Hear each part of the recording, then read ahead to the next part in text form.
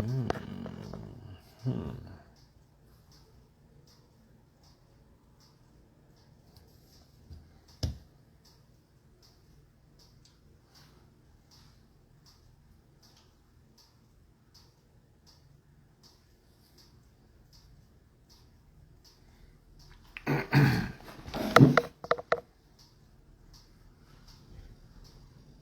me get comfortable. What up? You ready? Let's see.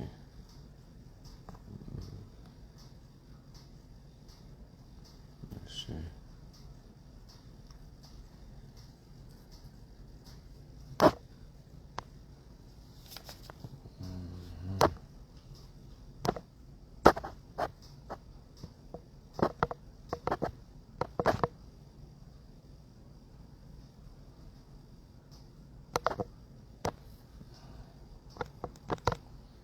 Oh man, hold up. I gotta take this out. Oh, this ain't gonna work.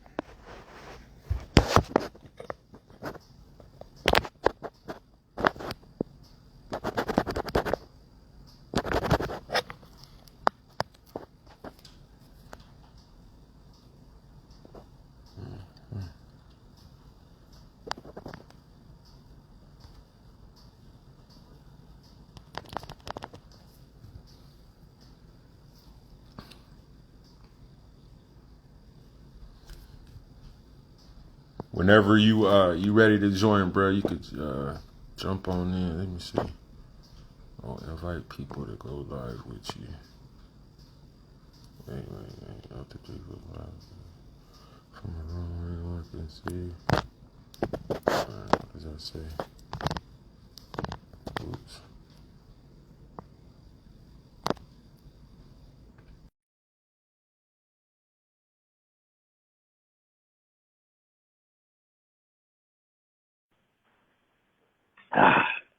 What's going on, brother? What's happening? What's going on, good brother? You see, I got the 12 Faces of Sober merch on. I see you rapping. I had to come out with a different color. Yeah, You know what I'm saying? I like that, man. I like that. Yeah. So, how's your Sunday going? Man, you know what? It's going good, man. It's relaxing, and I'm just excited to chop it up with you, man, and hopefully impart some wisdom and have edifying conversation, man, that people can take something from. So it's gonna be all good, man. All good. For sure. Well, if you want to get started, I'll go ahead and do an intro and everything, and then we'll just jump right on into the conversation. Sounds good. All right. Happy Sunday, ladies and gentlemen. Welcome to 12 Faces of Sober Speaks podcast, episode number 13. I am your host, Kenneth L. Watson Jr. Once again, we have another good guest ahead of me, and I'm looking forward to having this conversation tonight, simply for the fact that we actually met, I would say, maybe back in, I would say, the December, January time frame. And I saw him post something in one of the groups in terms of, hey, you want to get on a podcast? I'm like, why not? You know what I'm saying? So, and instantly, we hit it off. And that's one thing that I really cherish about him, because for me, I don't really open up for one to just complete strangers, and for us to really click and get along. It lets me know that this is going to be something that's not just temporary or just current. Is going to be something that's going to grow into something bigger and better.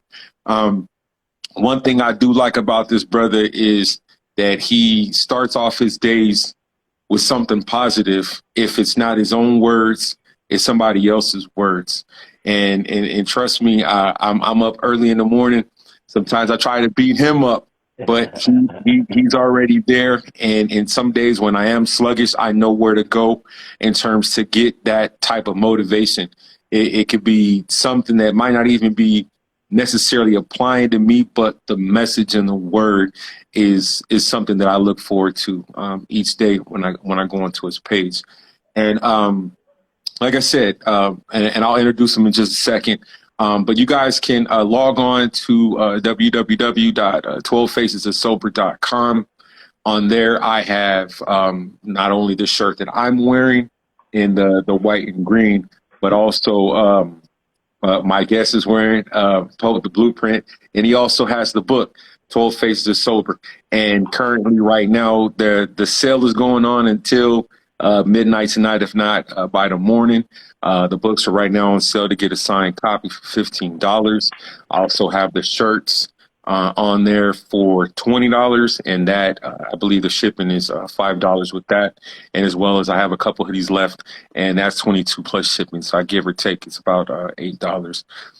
So give or take, like I said, I got a little bit of everything on there. I have neck gaiters. I also have stickers. I have coffee mugs, and I also have just the 12 Faces of Sober book cover T-shirts for men and for women. So there's definitely a variety of more colors in the book cover T-shirts. But like I said, the support, I greatly appreciate it. Like I said, it helps me put more money into this podcast, as well as create more books that I do plan on putting out in the near future. And let's see what else. But before we go any further, I once again like to say thank you. Thank you to all the people who have been following me, especially throughout my sober journey, which is now, it'll be next Sunday, I believe it'll be next Monday will be 4 years and 7 months. So with each day that I'm trying to, put out, some type of content, is always someone who's reaching out to me saying that they appreciate the work that I do, and it's motivating. So that gives me more motivation to put out more content when I hear information like that. But I'm not going to be long-winded. Like I said, I'm not talking for myself tonight, but like I said, I met this brother. He has a lot of things going on right now, and he also has a lot of things going on in the near future. So tonight we're going to spend time getting to know him, his brand, his movement, and some tips that can help anybody out here in the game that's trying to, get their feet wet in the podcasting game. And my man is from Baltimore, Maryland. And so without further ado, welcome my guest, Pope the Blueprint. Yeah. Welcome, brother, welcome. Man, I appreciate it, man. And so, my name is Brandon Pope, like you said, Baltimore, Maryland, born and raised. I lived in Oklahoma for a few years. I went to Bible college there. And so I officially title myself as a Bible college dropout. And it is a journey, right? I say it proudly because it's a journey of authenticity, right? And so, that's why I make it known. It was a time in my life where I didn't embrace that. You know what I mean? But now I've come full circle to know who I am and the journey that I've come, that now I can proudly say, hey, man, I'm a Bible college dropout. Ain't nothing wrong with that, man. You just gave me a flashback, because now I think about it, and I didn't even know that they had Bible colleges. But when I was going to Clark Atlanta, right across the street from Morehouse is the Bible college that Martin Luther King Jr. had attended. So I thought that was pretty dope. It just clicked in my mind. But so you have this movement, and you got into the podcasting game. So what were some things that like led you getting like interested in it, and then actually I guess you can say like the evolution of your podcast? No doubt about it, man. It's funny because I never really knew the term podcast. And so the way I was introduced, I have a good brother down in Philly, or up in Philly. And, we reconnected back on social media. And we were talking about a couple topics that were going on, because this was pre-George Floyd. And so, but it was just a lot of tension going on, the pandemic. This had to be around June. So because I'm coming up on a year now. So it was literally around this time. And he would go live on Facebook. So he had a following on Facebook, and he would go live. So he invited me to share what we was talking about. And so I went on his platform. He doesn't call it a podcast. He just goes live. And I went on live and I caught the bug for just sharing again, right? Because now you have to remember when I say Bible college dropout, that has to mean that there's some level to want to share, because, you know, if you're going to be a minister, you have to share. And so at that time, and I shared openly now, at that point, I was drinking like a fifth of vodka a day. And so when I got back on that live, it kind of re-sparked that joy to kind of share and inspire again, right? And so I didn't want to go full-fledged ministry, but I said, man, you know what? I just love that bug. So I came on the show a few times, and what I noticed was it was a lot of Black-owned businesses that I followed that no one else knew about, that I thought was awesome. And so I said, you know, I love hearing people's journey, and I also love, you know, saluting people, giving them their flowers while they're here. Why don't I just invite the people that I think are awesome and just interview them and find out about their journey? So on July 26th, which was the first podcast I recorded, which was on Facebook Live, that was the beginning of the Winner Circle. And I just had a desire. I didn't know that within 5 months I was going to record 100 shows, that I may be able to hit 200 shows before next July 26th. I don't know. But I'm on that pace. So, you know, to make a long story short, man, that was really the introduction of how the spark of the podcast started. Okay. And I salute you to 100 plus podcasts, and I do believe you'll hit that 200 for sure by July. Definitely. Just as hard as you work in your hustle, I believe it. You know what I'm saying? I believe it for sure. But why the name Winner Circle? You know, because for me, it's about the circle of networking, okay. And I believe that. And I made this post the other day, that your inner circle determines your inner circle. So be intentional about what you put in your circle. So, you know, it's about being the mindset of a winner, and also creating positive people around you. So I know, because especially at the time, I was very limited on how I could move around. And so this also gave me an opportunity to network with people, to network with smart minds. It was as if like someone in jail being able to network and communicate with the outside world. That's how I took it, because I was so limited on how I could move. And it was like one show started, and then next thing it was like 2, 3, 4, 5. And so it was really about the mindset of a winner networking with other winners. Okay. And then you had just touched on in terms of you was drinking heavily. Now, when you first was doing it, now, and I think you had mentioned that on a video probably like last week, in terms of like you were drinking during some of your videos. Well, it was I would pregame. Yeah. Okay. And you know, it wasn't. It's funny, right? Because I wasn't doing it because like I was nervous or, you know, to get on camera. It was just really my daily routine, man.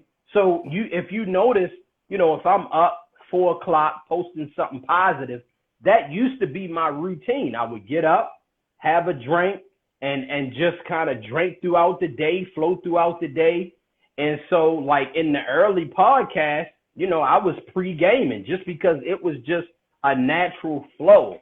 And man, you know, since then I lost a lot of weight because, you know, the alcohol, man, all the carbs and everything you want to eat. So it was like I just shedded a lot, man, just from that point. But yeah, man, I was pre-gaming a little heavy before the shows. So what led you to decide to stop drinking? You know what? It was a combination of things, right? And so, you know, I am a person of faith, of course, even though I dropped out of Bible college. But I believe in the power of positive confession. right? And so believing in things that you speak that comes from your heart.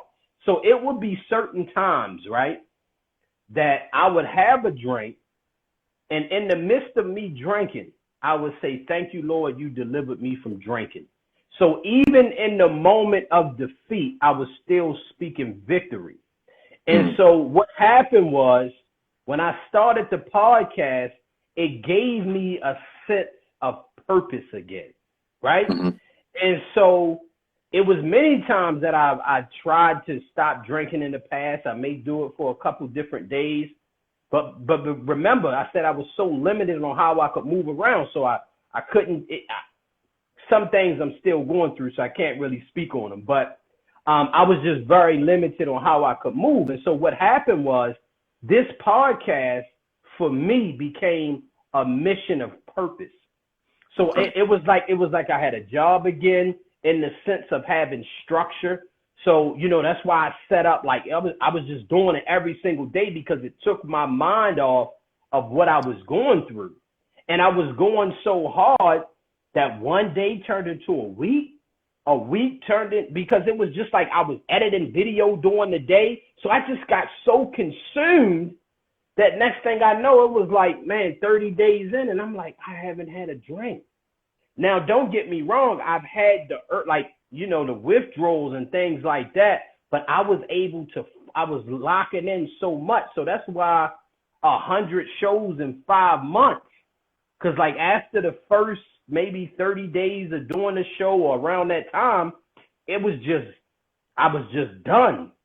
Mm-hmm. And so, it's a combination of my faith, but it was also just, man, this podcast really saved my life. And I don't say it lightly or cliche, but it was also God working through me, giving me this purpose, renewing this purpose again, man. And it's awesome. So that's one of the reasons I take it so serious. Right. And I like that you brought that up, because, that's one thing I learned, excuse me, when I was in treatment, was to kind of, take your mind, off of what are some things you can do to take off your mind, take your mind off of alcohol. And that's what I did early in my sobriety. I put myself, out of, being married, put myself into a school environment and put my all into it, and was able to get something out of it. And I like the fact that, you created your podcast, and whatever bumps in the road that you had, that you were able to realize, okay, these are the benefits of, what I'm saying, me not drinking. I'm getting stuff done, I'm putting out content, and, I'm getting better at my craft, what I'm saying, with each day, because the time that you would possibly be spending doing all this editing now, what I'm saying, it could have been spent, drinking, and, what I'm saying, and not putting it into your brand. So I salute you for that. I salute you for that, for sure. And so now, when it comes to networking, what are some keys that you would give to people, starting out, just, the ins and outs of social media, some of your experiences that you would, want to share in terms of, how to navigate yourself and, getting hosts, I'm not a host, but getting guests onto your show that you think that's, worthy of a good message. Yeah. You know what? That's a great question. It's a lot of different directions that I can go with that one. But the first thing I would say is that you have to have a certain mindset of, one, abundance, and a mindset and a heart of being authentic, right? And those two things are very important when you're talking about networking, because, for one, when you talk about being authentic and being your true self, that means that you truly want to help people for what you say you want to help them. So if I have a show and I want to bring you on because I want your message to go out, that's what I want to do. I'm not bringing you on with the intent that, okay, you have 80,000 followers and hopefully your 80,000 followers will flock over here. Because for one, it's not going to work that way, because when people have their tribes, they're stuck on who they're stuck on. You know what I Right. mean? And so they may like your guest, they may not. You know what I mean? But you have to have the attitude that I want to bless my people with the message that this person brings. So it's sort of like being a pastor of a church where you have your sheep. And it's like, okay, I'm bringing someone into the church that will add value to your lives. So and that's why I say, like, it's truly like a ministry for me, because I want to bring people on that can help you either get started in your business and that can give you direction in your business. Like, for instance, my last episode, man, I had my first official millionaire on the show. He came to America with $100, and now he just started another business that went from 0 to 10 million in 15 months. Mm. And so that episode was special to me because he is a solidified millionaire. And so I truly brought him on because I wanted him to impart some wisdom, right? So the first thing is just being authentic. And another thing is having an abundant mindset. I call it collaboration over competition, right? Crabs in a barrel don't shine, they get steamed. When people have that mentality that they're trying to bring you down, I don't want to invite this person on my show because they may outshine me or whatever the case may be, you already have the mindset. Or I won't, reach out to this person, because you have a limited mindset.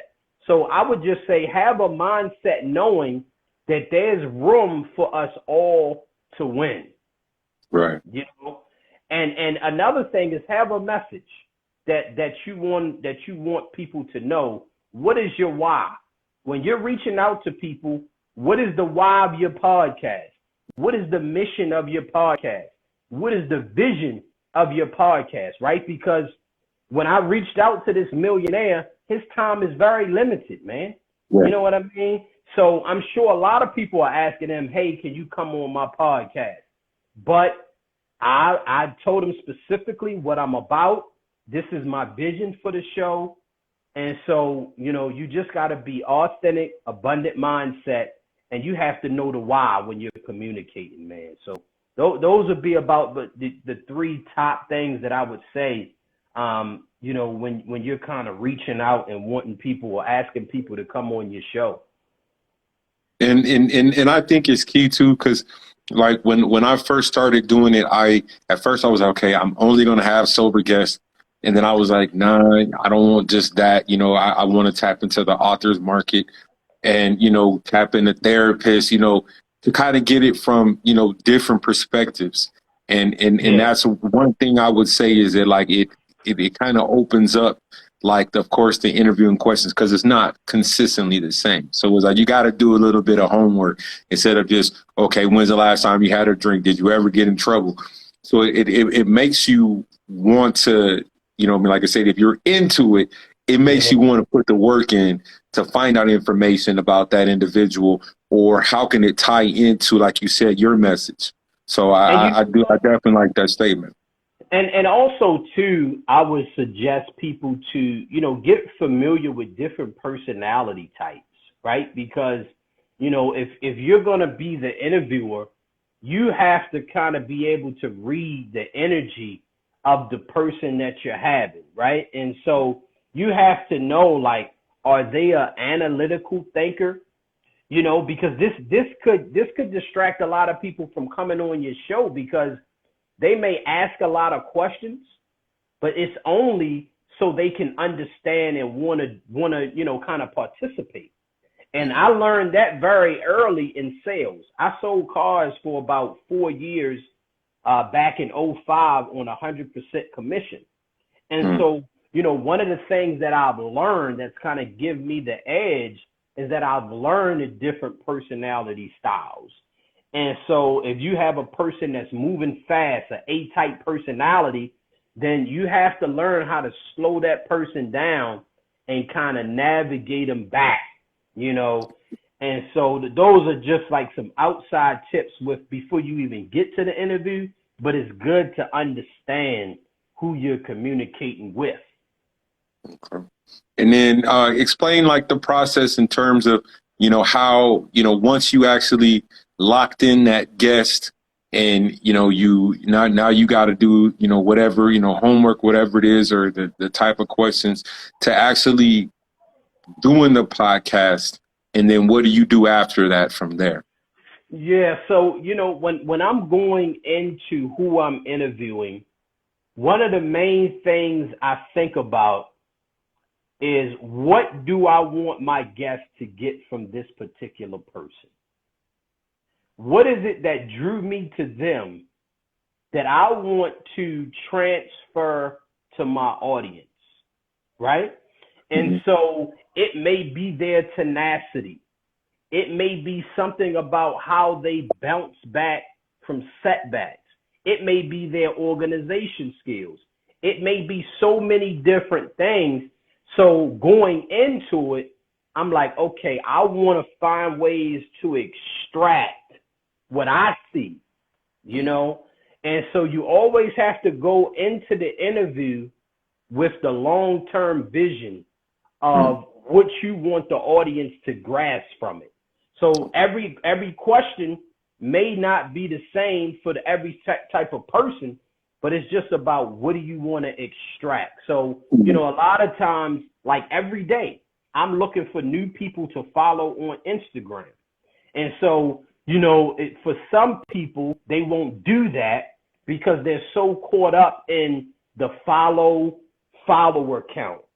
Like you got more followers than people are following you. I'm like, I don't care about none of that crap.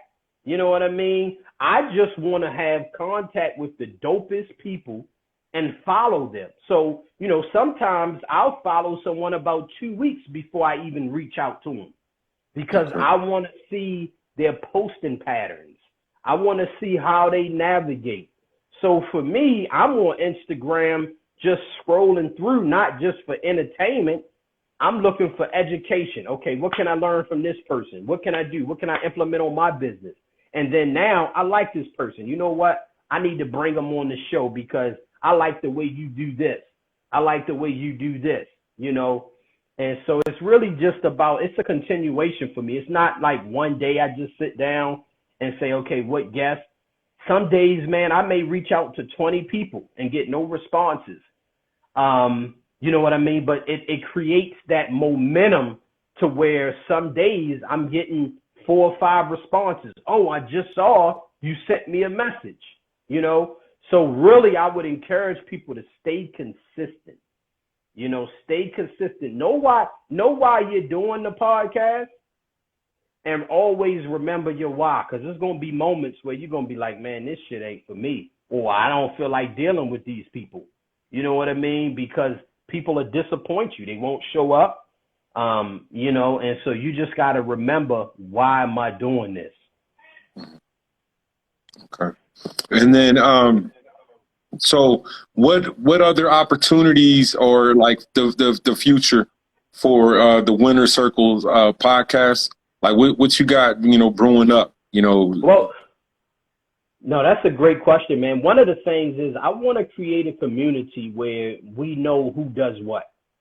And what I mean by that is that I want to diversify, of course, my guests for the sole purpose of keeping the Black dollar in our community, right? So not excluding anyone else. I grew up, I went to a high school in a Jewish community. You know what I mean? The Jewish kids didn't come to our high school, but the high school was in the middle of a Jewish community.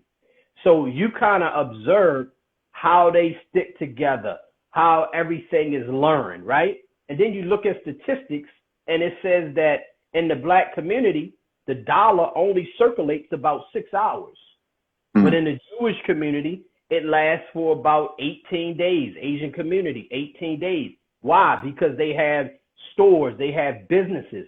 So that's the main driving force, is to create a community to where if you're in Baltimore, you can click on whatever list I have and say, okay, these are the Black-owned businesses that I can spend money with in Baltimore. And not only that, I can go look at their interview and check them out, see how, check them out. And so that's one of the things, is just building a community of networking, man, truly networking. And then also collaborating the guests together. You know what I mean? I just literally, before I was logging into this interview, I had an interview with a young lady. Where is she at now? She's in Vegas, but she's live abroad. But she just started a children books expo. So she was just in Philly. Literally last night, she was in Charlotte, North Carolina, and she's bringing different children's authors together and putting on this expo. So that's like something I want to do with the Winner Circle, like, for yourself. Not only have you wrote the book, you got the merch, you're also a speaker. You're a motivational speaker. You're teaching. So I want to be able to put on events like the gurus, like Grant Cardone is one of my favorites, John Maxwell, E.T., and just create that community where I can bring people in and pay them, and they come and speak. They come and share. So this is something where it's starting off as a podcast, but it's going to build a community. You know what I mean? And so it's just going to grow, man. Yeah, and there's nothing wrong with that. I mean, you plant the seed for one, and then just see what, how far things can take you, and then you keep expanding from that. And that to me is what I like, is that your hustle, man, is that you constantly thinking. It's not just one avenue. It's okay. Let me see what else I can do, and I think that is key. There's nothing wrong with wanting better for your community. And did you find that during the pandemic, just locally in Baltimore, with people losing their jobs, that a lot more people are starting to go independent, going into their own business, selling any and everything they could pretty much get, not like in a bad way, but just get, be able to sell, basically. I have, because some people had to do it out of desperation, a last resort. But the challenge with that now with everything opening back up, how committed are you going to be, right? And so that's just the reality of it. At the moment when everything was shut down, a lot of people was moving in that flow. So the challenge is going to be people sticking to it. You know what I mean? Not resorting back to just living average. You know what I mean? And so that's part of my mission. That's why I focus on bringing so many entrepreneurs to spark the ideas, because everybody is not going to be LeBron James. Everybody's not going to be a Beyonce, but you're probably sitting on $1 million idea. You're probably sitting on some products in your house that you can sell to get more money to go purchase a course, right? Like one of my next personal things for myself is to build a trucking company, right? And so I'm going to take the money from my cell phone business, start the dispatch, then purchase some trucks, real estate. So it's just on and on. So that's why I bring so many different people on, to just spark the minds of other people. Because when people start to get weary and well doing, you understand that entrepreneurship is not as cool as it looks. It's a lot of sleepless nights depending on if you're starting. And so, yeah, man. So now what's this man cave greatness? What's that? You created something else. And wait a minute. Are you there? Yeah, I think okay, there you go. It froze on me. Man cave greatness is an idea that I've thought about, because I haven't fully launched it, but it's something that I'm gonna do. That's freezing. cool. Is for the community Okay, is it back good? Yeah, it's good. It's good. It's Okay. good.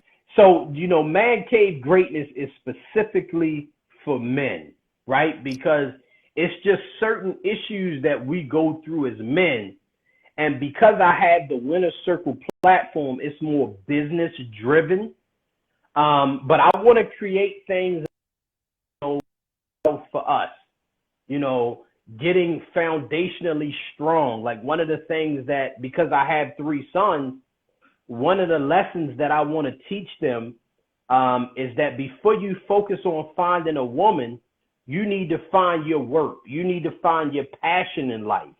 You know what I mean? So really just inviting men that are in the community. Like I want you, once I get it up and running, having you on the show, going into your journey and specifically catering it to men. So it's like man cave greatness. It's just something for us to strive for great. The page, I haven't done much with it, but I'm really just looking day by day because I want this to have a different look. I want this to be different. So it'll be something that's probably later on in the year. Okay. But it's definitely something that's going to be catered to striving to greatness for us men.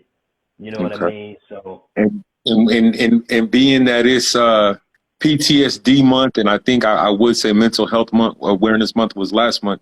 Will that be something that's incorporated? Because I know that in some African American households, we don't we don't necessarily address the mental health as an issue.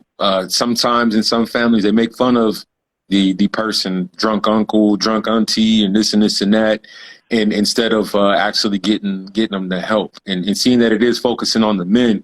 A lot of times we don't know how to be as expressive with our emotions. Now all of us have the resources to go see a mental health yeah, provider. So will that be something that that you'll actually address on your show? yeah, yeah. It'll be certain segments. You know Okay. what I mean? Like I'll bring certain guests in to cover certain topics. You know Okay. what I mean? Because like for instance, you would know a lot more about the veteran world and you could educate a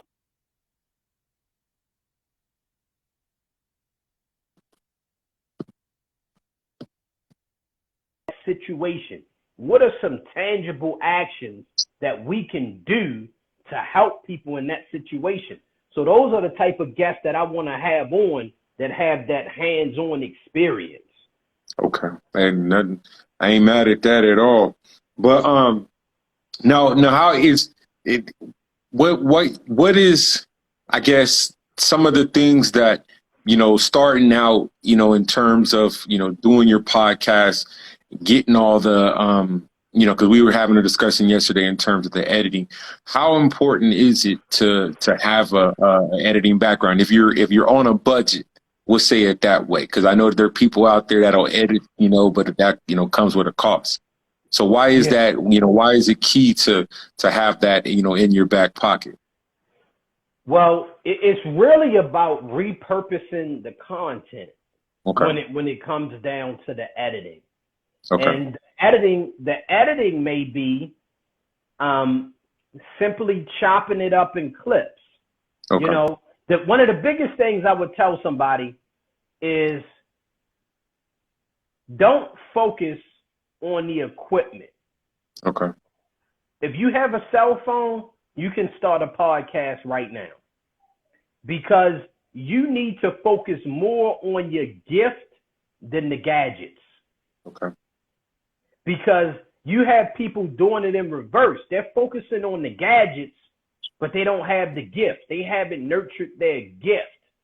And so the reason that I've been able to do 158 shows in about 10 months is because I'm focusing on the gift within me. You know what I mean? I started out with a $5 headset. Okay. Vision. And so if your purpose is going to connect with the people are going to be the judge. the people are going to be the jury to say, hey, we like what you're doing. I'm going to rock with you. So don't focus on what you don't have. Focus on what you do have, because your gift will make room for gift over gadgets. Now, if you have that helps, because you can give it a crisp look. Yes, sir. I said we definitely got a bad connection. Go ahead. Yeah. I don't want to miss nothing, so I'm just trying to make sure. Go ahead. No, it's all good. It's all good. And so, if you have an editing background, it'll help.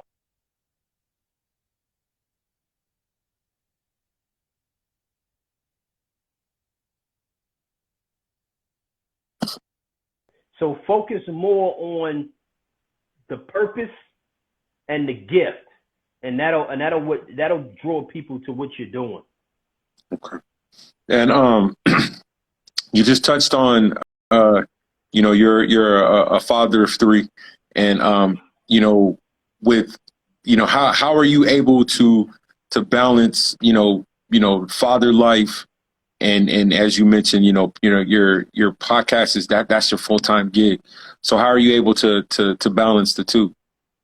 Well, when it comes to the podcast, it's more because it hasn't generated the profits yet, right? And so it's more on the line of the passion side for me at the moment. Some people have been able to turn it into the profit zone. And, as I'm studying, what separates them, sometimes they've already had something else going on. Okay. And, that following kind of followed them to the podcast. You know what I mean? And so, and that's one of the things, please, people, don't get caught what another podcaster is doing, because everybody is starting at different levels in their podcast. So don't get caught up in comparing who has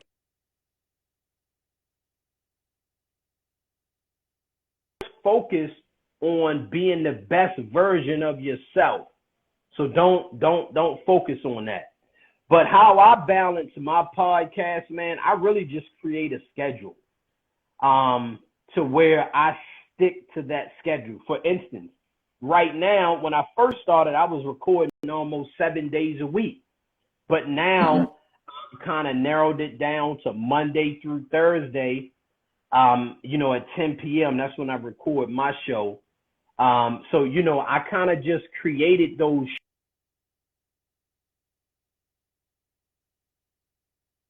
like a business. If my show is Monday through Thursday, I'm locked into the show. In the mornings, I like to edit. You know what I mean? I edit late night.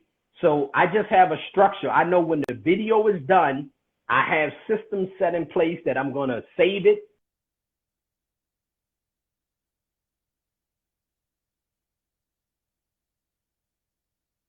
So when I don't feel like doing it, because I have the routine, it takes the feeling, it takes the emotion out of it. Okay. All right. And shoot, you touched on it, but are there anything else outside of like your podcast that you would say that like it takes your mind off of drinking? Just the other business ventures that I'm working on. One of my main streams of income is flipping electronics. So, growing that from a business aspect.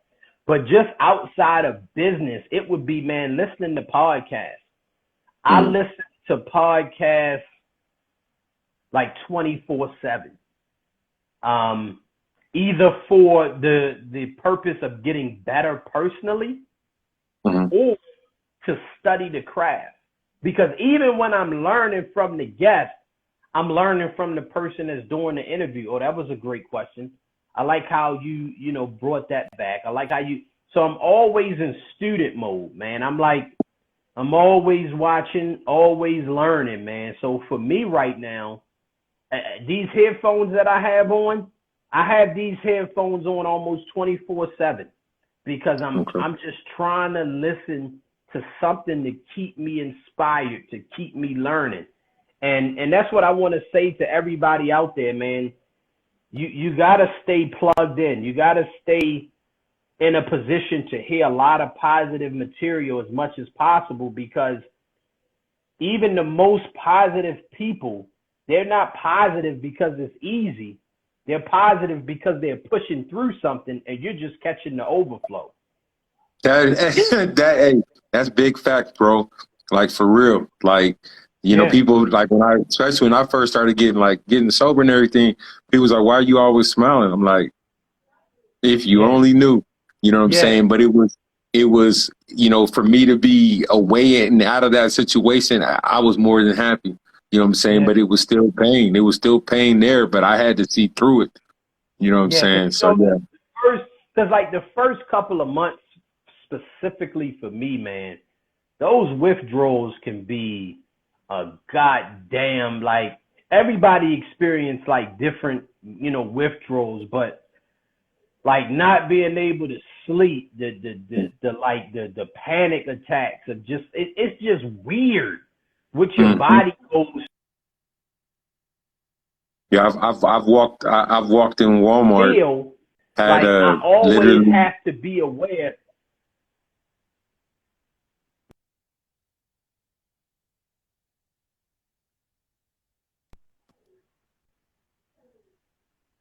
Okay, I think did it clear back up? Yeah, clear back up. Yeah, so for me, man, it's those withdrawals and just one of the biggest things for me, man, is understanding my triggers. Okay. Because I had a real close trigger today not to go do it, but in the past I probably would have went out and grabbed the extra paint because I got so frustrated at the conversation I was having. You know, so that's one of my biggest things is understanding your triggers and knowing, man, this when I get in this position, this is this.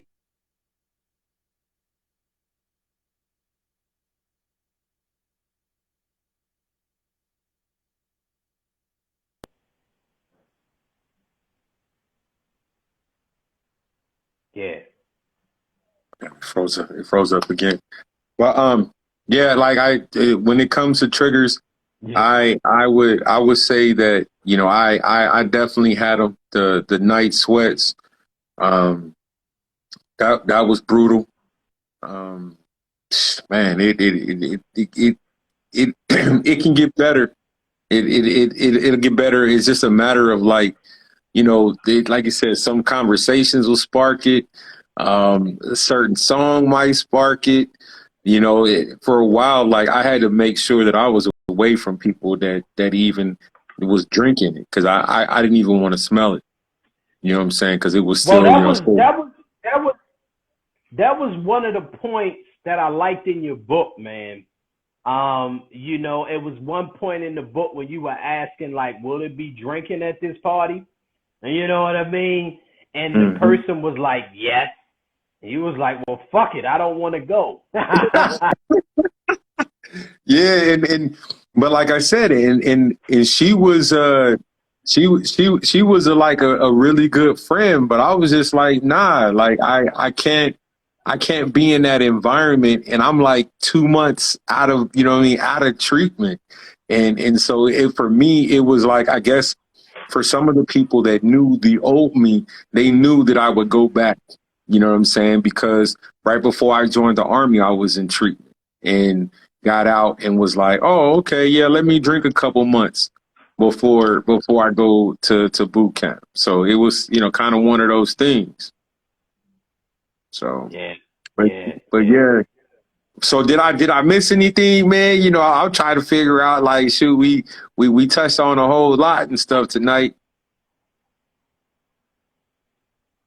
No, man, you know what? We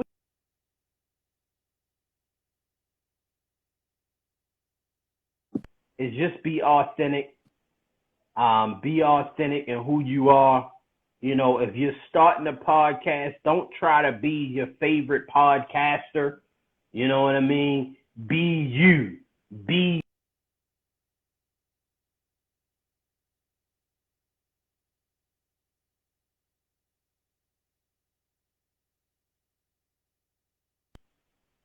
It's connection. It's you know, so connection. that would be Shoot, yeah. I hope it plays. I hope it plays because this show keeps refreshing and stuff. Yeah. I hope everything that you said will play back. But yeah, man. Like, you know, for one, I definitely want to say thank you for one, you know, on your podcast and how much love you show to 12 Faces of Sober. It definitely is heartfelt, and I greatly appreciate it because, like I said, the the this new avenue of mine is something I did in the past, and it left a bad taste in my mouth, and I was unsure if I wanted to get back in, you know, just in broadcasting in general. And I would Yeah. say I'm very happy that I did. And like I said, my lady bought my microphone. I think it was like 2019, and I refused to even plug it up. Mm. So, and I'm glad that I finally did because now now you can't shut me up. You know what I'm saying? Because Yeah, and the great thing is you have more ownership of what you can say and how you do it now. yeah, that is key. You know what I'm saying? Because, you know, when you work in commercial radio, you know, they tell you what to say at this time and that time, what song to play, what commercial to play. And then you're like, all right, but I might be able to give my opinion for 10 seconds, but you know, that's usually breaking news. You know what I mean? So yeah. So like I said, I'm happy that I'm back in it, and I look forward to just the future, you know, with it, Yeah. and see you grow bigger. You know what I'm saying? Because like I said, I'm taking notes as I go. You know what I'm saying? It's Yeah. definitely motivating. Yeah, I So appreciate that, brother. I appreciate that, man. so. And like I said, man, you know, if you guys are, you know, go ahead and plug your social media because I want to make sure that, you know, this is I'm getting all this good information. They need to get it as well.